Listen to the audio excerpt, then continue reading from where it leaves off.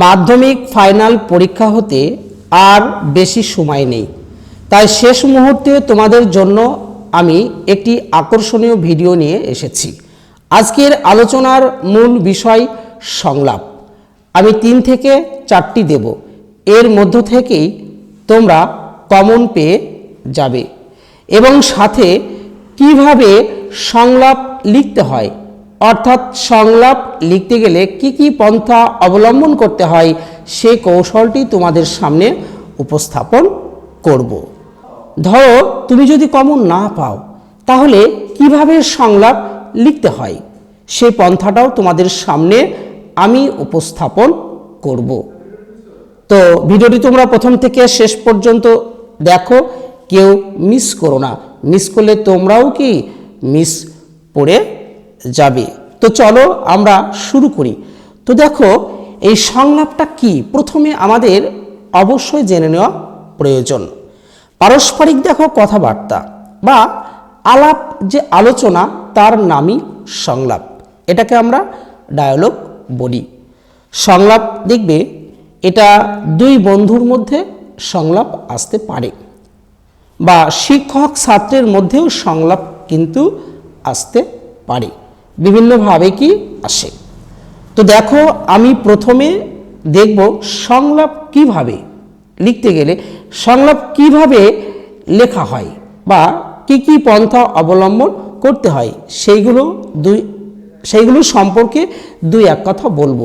আর শেষ মুহূর্তে আমি কি কি ধরনের সংলাপ তোমাদের পরীক্ষায় আসতে পারে সম্ভাব্য সেগুলোও কি বলে দেব। তো চলো, তো দেখো সংলাপ লেখার জন্য তোমাকে প্রথমে দুটো নাম ঠিক করতে হবে। পছন্দ মতো যে কোনো দুটো নাম তোমরা প্রথমে কি করবে, ঠিক করে নেবে। দ্বিতীয়ত, সংলাপ লিখতে আমাদের দেখবে এখানে নির্দেশিকা দিয়েছে 150টি শব্দে লিখতে হবে। 150টি শব্দের কিছু বেশি হতে পারে বা কিছু কম হতে পারে, তাই বলে অতিরিক্ত হলে হবে না। 3 নম্বর দেখো, সংলাপ লেখার ভাষা হবে সহজ ও সরল সাবলীল। আমরা দৈনন্দিন জীবনে কথা বলি, সেই স্বাচ্ছন্দ্যের ভাব কথাবার্তার মধ্যেই বজায় রাখতে হবে। তাই সংলাপের শুরুতে কেমন আছো, অনেকদিন পর দেখা, কোথায় চললে, কিংবা শেষে বিদায়, আজ আসি, ভালো থেকো, এই সমস্ত আনুষ্ঠানিক সম্ভাষণ বর্জন করাই শ্রেয়, এইগুলো না দেওয়াই ভালো। তারপরে পরের দেখো যে পয়েন্ট হবে, নাটকের সংলাপ ঘটনা, চরিত্র, আবহ প্রভৃতি নানান বিষয়ের ঘাত প্রতিঘাতের ফসল।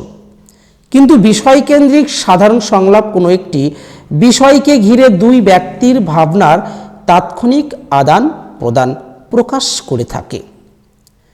5 নম্বর দেখো, লেখার সময় মনে রাখতে হবে সংলাপ যেন বক্তৃতাধর্মী না হয়। দীর্ঘ ভাষণ বা বক্তব্য সংলাপের পক্ষে ক্ষতিকর, দীর্ঘ করা যাবে না, যতটুকু প্রয়োজন ঠিক ততটুকুই দিতে হবে। নিষ্প্রয়োজনীয় যে শব্দ আছে সেইগুলো বর্জন করাই ভালো, সেইগুলো দেওয়া যাবে না। এরপরে দেখো আমাদের সংলাপ রচনা করার সময় মনে রাখতে হবে, দেখো উভয় বক্তার কথাবার্তার পরিমাণের মধ্যে যেন ভারসাম্য থাকে। একজন ধরো বলেই গেল আর একজন নীরব থেকে গেল, এভাবে সংলাপ লিখলে কিন্তু হবে না। দুজনের মধ্যে কি একটা ভারসাম্য বজায় থাকবে। কোনো একজন বক্তার একতরফা সংলাপ বা অতি সংক্ষিপ্ত কিংবা অতি দীর্ঘ সংলাপ লেখা চলবে না। এই সমস্ত দিকগুলি মাথায় রেখে কম বেশি 150টি শব্দের মধ্যে আমাদের সংলাপ রচনা করতে হবে।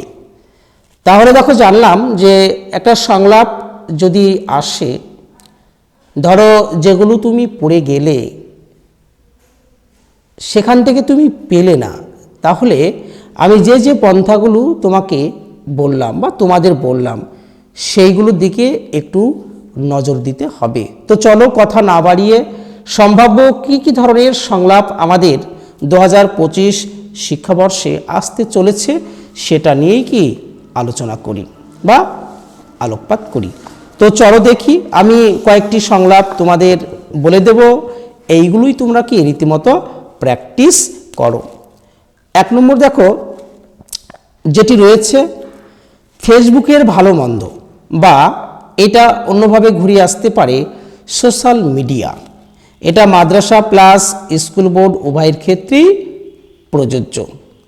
2 নম্বর দেখবে খুবই ইম্পর্টেন্ট, দেখো যে বৃক্ষরোপণের উপযোগিতা, এটা খুবই গুরুত্বপূর্ণ।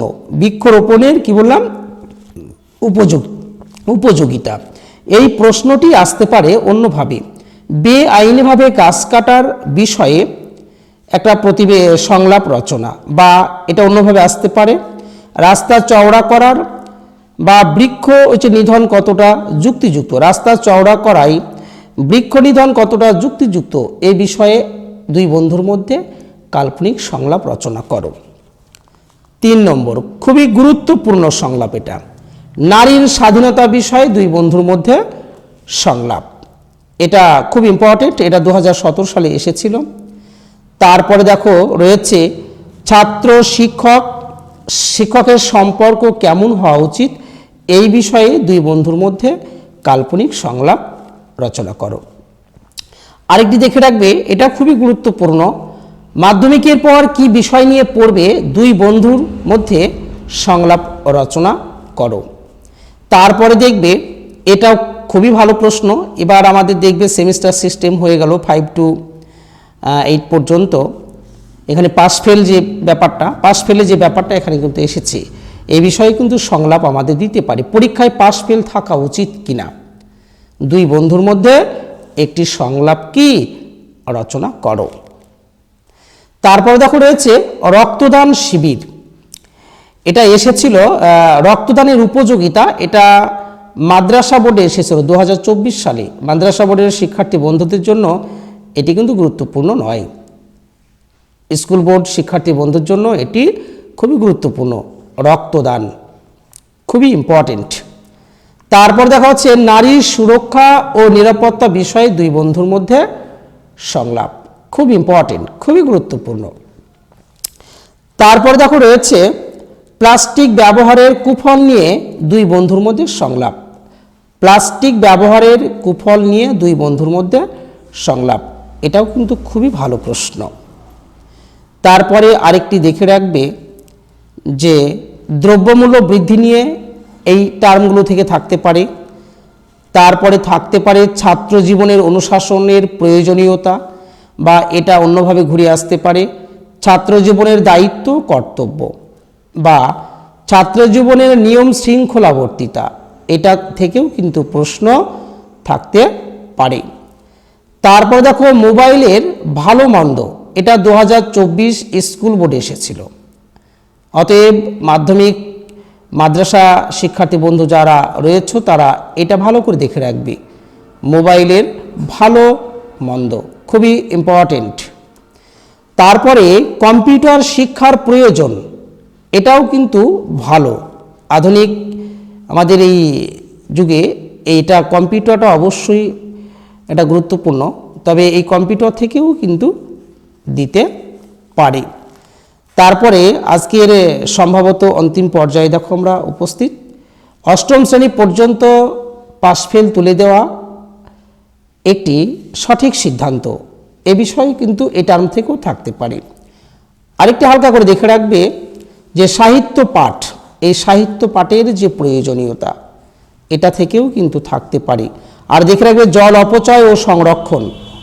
তারপরে হালকা করে দেখে রেখো যে পথ নিরাপত্তা বিষয়, তারপরে প্র্যাকটিস করে অনুশীলন করবে এগুলো ডেঙ্গু সম্পর্কে, বা পণ প্রথা, কন্যাশ্রী প্রকল্প। তারপরে এটা ভালো প্রশ্ন 2018-তে এসেছিল, কুসংস্কার প্রতিরোধে বিজ্ঞান মনস্কতা, এই বিষয়েও কিন্তু সংলাপ কি আসতে পারে। তো দেখো আমি তোমাদের গুটি কয়েক সংলাপ বললাম, এগুলো তোমরা প্রথম থেকে শেষ পর্যন্ত প্র্যাকটিস করো, আশা করি এর মধ্য থেকেই কমন পেয়ে যাবে। পরবর্তী কোন বিষয়ে তোমরা সাজেশন চাও সেটা কমেন্টস করে জানাও, অবশ্যই খুব শীঘ্রই কি তোমরা পেয়ে যাবে। ভিডিওটি দেখার জন্য সকলকে ধন্যবাদ।